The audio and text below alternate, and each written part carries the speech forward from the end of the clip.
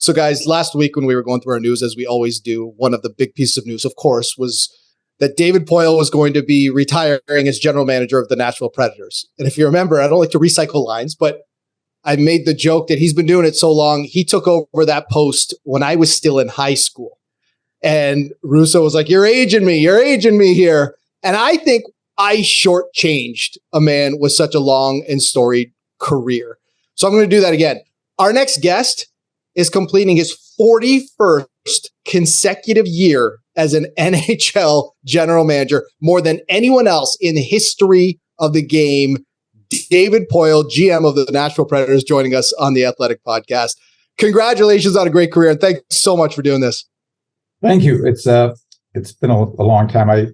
None of it is set in. I mean, everything is happening so quickly in terms of the whole announcement part, hiring Barry Trotz, the trade deadline, the trying to finish the season in the correct way, upcoming draft in Nashville. So it's going to be a busy 3 or 4 months before I get to quote unquote retirement. And it's not really quite retirement because I'm going to have an advisory position with the Predators, which was really important to me. And I'm so grateful that the owners are doing that because I'm not going anywhere. I'm going to be living in Nashville, and I think it's important to me personally, and I hope it's important to them that I have some connection to the team. So it's going to set in a while, but it hasn't just yet. I know when it's all said and done, and I look back and say, as you just said, 41 years, there's records, and then this is going to be a tough one to beat.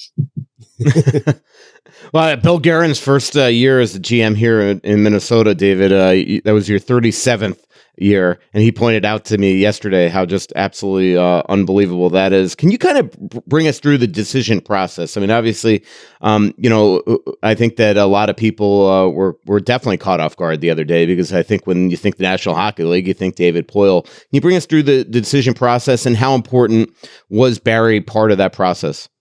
Well, it was two parts to the decision, the personal side and the hockey side. On the personal side, I've now watched lots of people retire over the years, and they seem to have a common theme in that wanting to spend more time with family. And I didn't know if I would really feel like this was the right time. And again, to be honest with you, I'm not totally sure or sold on that. But on the personal side, I think I have missed a lot of time with my wife, my family. We've got a couple of kids. We've got 3 grandkids. There's certain things my wife and I want to do. As they say, let's do this while we're young. So I totally want to retire because of that. My wife jokes that we've been married 51 years, but she only tells people we've been married 25 because I've been gone at least half the time. So I think you all understand that part. But the second part, the hockey side, is I think those that know me, I mean, you're not in this game for this long unless you really, really love what you're doing. And I really love what I'm doing. I'm the luckiest guy going here. This is the only job I have ever wanted, was to be a general manager of an NHL team. And here I am. I'm going to give up that job. So that's not easy to do. But I guess you'd say what trumps my love of the hockey is specifically the love of the Predators. And I want to end this on the best possible way that I can end this. I really, I'm proud of what we've done here in Nashville in terms of non-traditional hockey market, and to now from Nashville to Smashville to all the sellouts. And I think everybody, and talking to you guys in the media, everybody loves coming to Nashville. It's buildings located in the best possible place of all 32 franchises in the NHL. Coming to a game is fun. You go for a drink, you go get something to eat before the game. You come into the Bridgestone Arena, you have a great time at the game, win or lose, and then you spill out to Broadway to have more fun. I mean, it's really hard to have a bad time coming to a game in Nashville. And, bigger than that, I mean, we're a huge part of the community now. Our players, our staff, everybody's done a fantastic job in the community. Preds are very popular here. So I really see this franchise, being very successful for, hopefully forever. And I say that with the fact that the early years were not easy. For those that can remember, we almost moved to Hamilton, and the team was almost sold when Craig Leopold, decided to sell the team, and he eventually moved to Minnesota. So I'm very proud of what we've done on the ice and off the ice. But here's the punchline. As proud as I am of where we are the last 8 years, including a trip to the Stanley Cup Finals, the President's Trophy, and making the playoffs, we were starting to go downhill a little bit, and we were in this, what I call this mushy middle, and we just can't seem to get out of it. And I think if we were to make the playoffs this year, it's still the same story. It's going to be hard to win a playoff round. So I'm proud that we've done everything we can to get there, but I think we need to take a step backwards to take hopefully several steps forward, and not only get in the playoffs, but get back to competing in the playoffs and having a chance to win the Stanley Cup. And I think it's really actually played out the way I thought it would play out this year. We've been not as good as I maybe thought, a little bit more inconsistent than you have to be a playoff team. And thus we were a seller at the trading deadline, and that's reflected in really trading 4 very, very good hockey players to take that step back. What we gained in that was a lot of currency, mostly in draft picks, and one really good young player that we got from Edmonton. I think as I pass the torch to Barry Trotz, that what we have in really good shape is the draft. 13 picks this year in the draft in Nashville, which I think is important. A couple of first-round picks, a couple of second-round picks. We have a couple extra picks in 24. We got an extra first-round pick in 25. So I'm really pleased with that. Secondly, is the road to Nashville is through Milwaukee, and we will have 5 first-round picks playing in Milwaukee next year. So if we've drafted correctly, I think the step backwards to get to the step forward should be hopefully fairly quickly. And then the third part, despite what I just said about the inconsistent part of our year, we still have good players. I mean, we started goaltending that UC Saros gives you that chance to win every night. We've got one of the best defensemen in the league in Roman Josi, and we've got some scorers in Duchesne and Forsberg, and we've already integrated some younger players into our lineup, like totally changed our center ice. We've got Parson there, Novak, Glass. We just brought up a younger player in Phil Tomasino, another younger player in Luke Evangelista, who scored a couple of goals the other night. So I think the process has already started.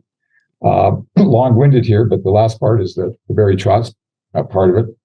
When I told the owners last year that this is going to be my last year, they wanted a list of people that could be general managers, and I had my 3 assistants, my son Brian, Jeff Kelty, and Scott Nickel at the top of the list, and they wanted to expand that list. And I said, well, if we're going to do that, then this decision won't be made until after the season, because a lot of the people that I would have in mind are currently working.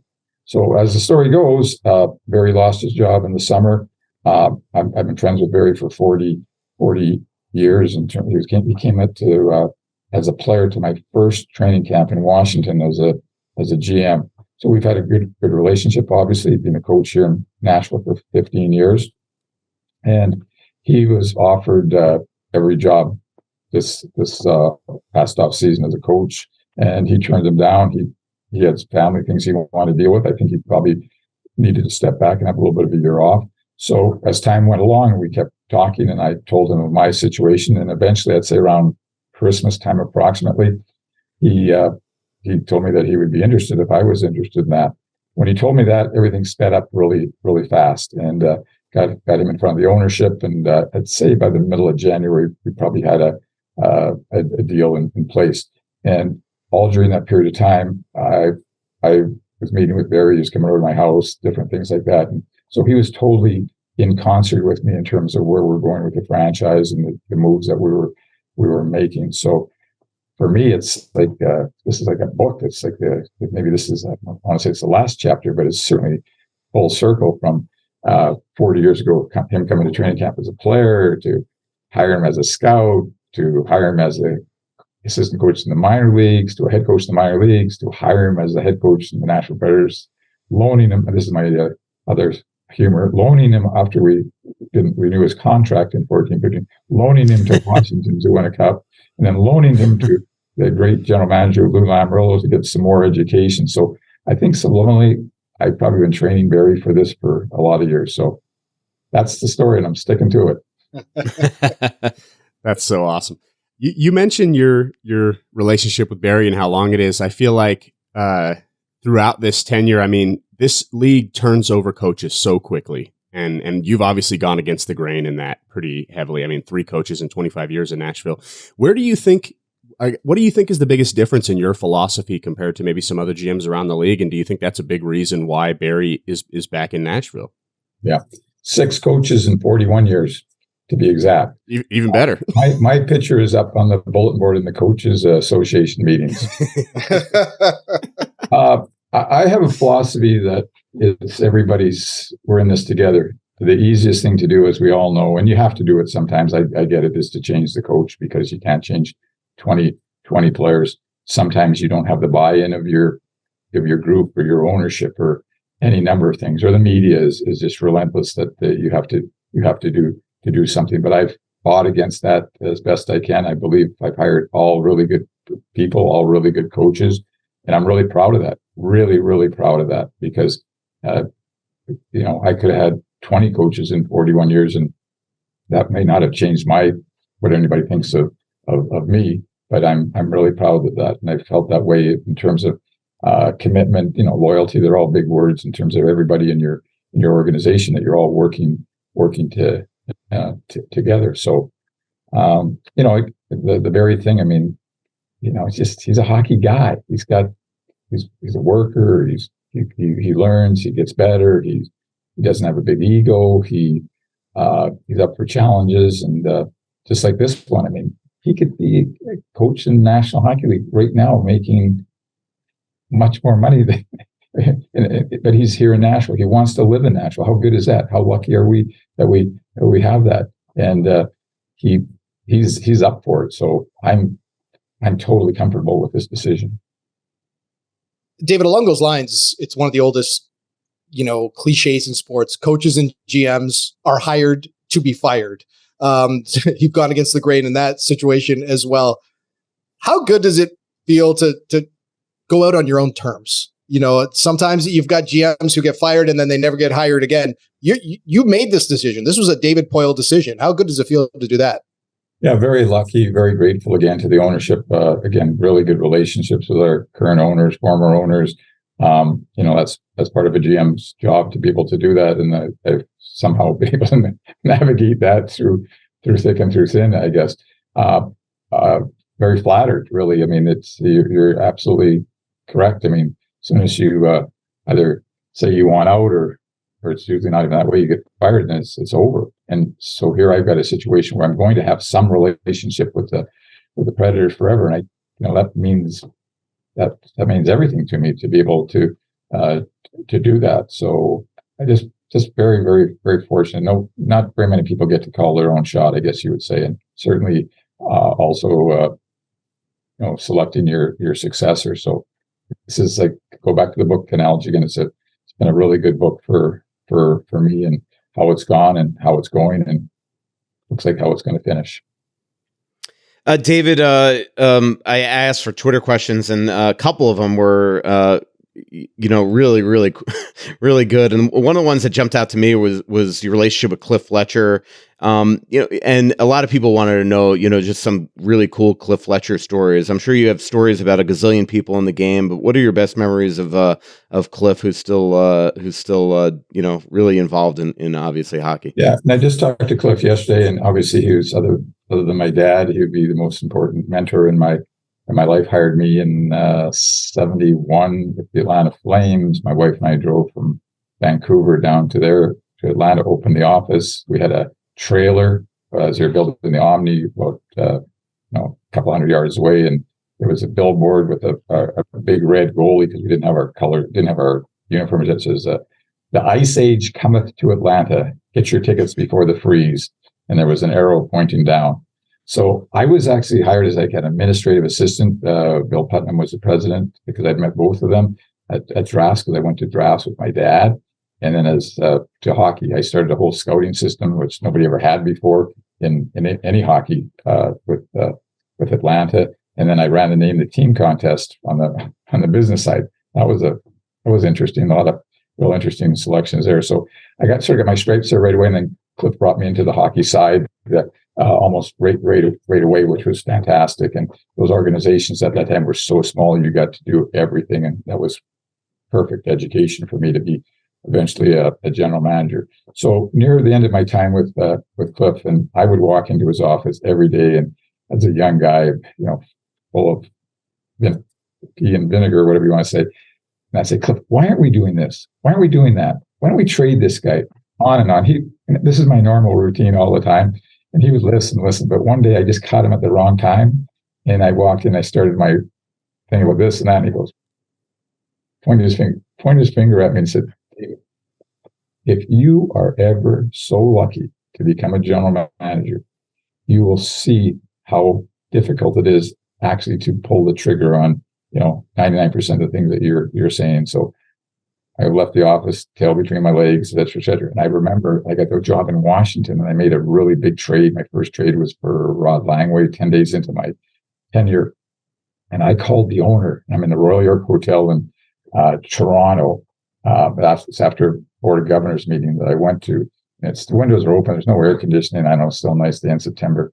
I called the owner who hardly knew. And I said, Mr. Poile, I've made a trade. He said, okay, what did you do? I said, I traded Ryan Walter. I was the captain of the Capitals.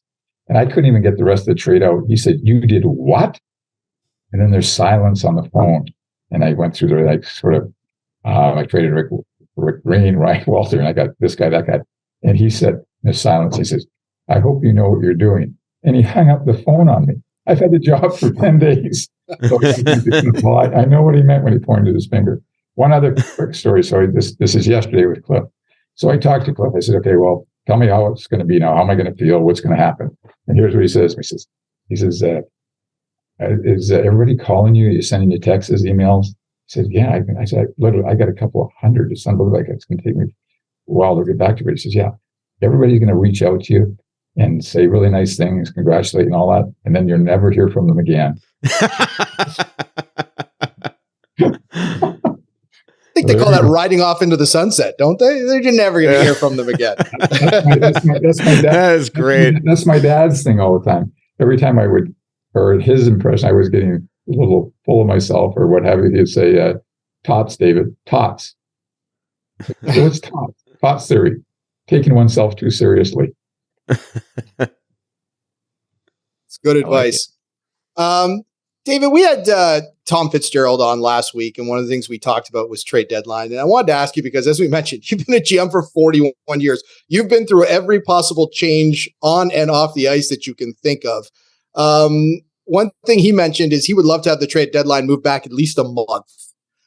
As you're getting set to hand over the reins to Barry Trotz, is there something you can throw that parting shot now? Is there something you would like to see maybe altered, be it a rule, be it something off the ice? Now that you've done this for 41 years, what's one thing you'd like to see changed? Well, let me answer it this way. I think, first of all, I think there's so many things that have been changed in the recent years, going back to the first lockout, the Brendan Shanahan summit, if you will, a lot of GMs meetings and what have you. So I think the first thing I want to make clear, I think the game is in the best shape it's ever been in. I think we have the best athletes. I mean, the equipment has totally changed since I've become in the game. Our staffs, I'm thinking back in Atlanta, what we had or really what we didn't have, and now what we have, people for nutrition, we have multiple trainers or equipment people, staff. We're really into the mental side of the game now. Whatever there is in hockey, it's 100% better, with all due respect to what came before us or even during my time here. I think it's important that we're always looking, though, to what I would say tweak the game. So there's different things that always come up. I mean, Gary Bettman has a little bit of a saying that he uses unintended consequences. I mean, there's things that general managers deal with on now the business side with the cap or this LTIR or salary retention. I mean, things like that. I'm not so sure that's perfect for the game. That might need to be tweaked in the next CBA. There's things that happen. I don't want to say on a nightly basis, but often in our game. And the other night, just the general manager reached out to me, and he's basically he said there was a good play I actually was watching too. It's like the Jacob Trouba thing where he makes a clean hit at the center ice, and then right away he has to engage in a fight with somebody. Do we want that? Can we change that? Should we have a differential in penalties so that maybe we cut that down or eliminate that? So they're coming up all the time. So I don't have. I I probably have 100 things for you to be perfectly honest. But it's like when we go to the meetings, it's like throwing a lot of spaghetti up on the wall, and what my thoughts are and what the group's thoughts are might be different, and some things don't seem to make any sense, one year, but as we go along, it makes more sense as we go. I think there's going to be an evolution a little bit on I'd say maybe on the schedule. I mean, you see now there's some teams that are playing double headers with teams. I really endorse that because in our side, in the West, our travel is very tough, and we play a 1-2 rotating every other year. We'll say use Vancouver an example. Well, ideally, if I could play Vancouver on one trip, when I have two games in a year, I would love to do that, and I would certainly reciprocate when they come to Nashville. So I could go on forever on these things. There's always things I think that we could make better, and the game's going to grow. I mean, I think the international component of our game. I think we'll have teams in the NHL someday in Europe. I really believe that. I was going to ask you about goaltending because it's what I do, and you mentioned how well you've set up the team and how set up this team is, and you go from Pekka Rinne to UC Saros, and you're already set up to go to, looks like, Yaroslav Askarov, who looks like a really good young goalie. And very few teams in the league can find goalies like this to hand off to one another and be consistent. I'm wondering, do you think it's just commitment to that position? Do you think it's a testament to the scouting you have, to the development guys you have? Just what has worked so well in Nashville to have such a smooth transitioning from one goalie to the next? A little bit of everything that you said there. And I think you're fortunate, let's call it like it is, when you get Pekka Rinne in the 8th round, a round that doesn't even exist anymore. I mean, that's pretty fortunate. Do you know the story on Pekka Rinne, how we decided to draft him? I'll tell you. Well, anyway, so our scout, Jani Kekalainen, he really liked Pekka, and I sent Ray Shiro over to watch him play, but Yanni said when Ray got there, so what time do you want me to meet at the game? He said, well, you better come early. I want you to watch the warm-up. And Ray said, well, why? He said, well, Pekka never plays. He's in the backup, so you got to see him in warm-up. So that's wow. that's not exactly how the story goes. We did have some more visuals on him, but in that particular game, that was the case. He was actually Nicholas Backstrom. To Minnesota's goalie at the time. So, you got to be good. You got to be lucky. Going back over my career in Washington, we had good goaltending, but we didn't have great goaltending. And I think we probably lost some playoff series. That was at least a little bit of a factor in that. And we've been blessed with goaltending almost since day one. I mean, there's a Barry Trotz story for putting the team together in Nashville. We were hired the year before, so it was Barry Trotz, myself, and Paul Gardner as assistant coach. We did the pro scouting that year for the draft. And Paul and Barry, who were in the American Hockey League the year before, had seen a young kid playing in the East Coast League that happened to be Montreal's 5th goalie. And we took him from Montreal. His name was Thomas Vokoun. So those are great stories.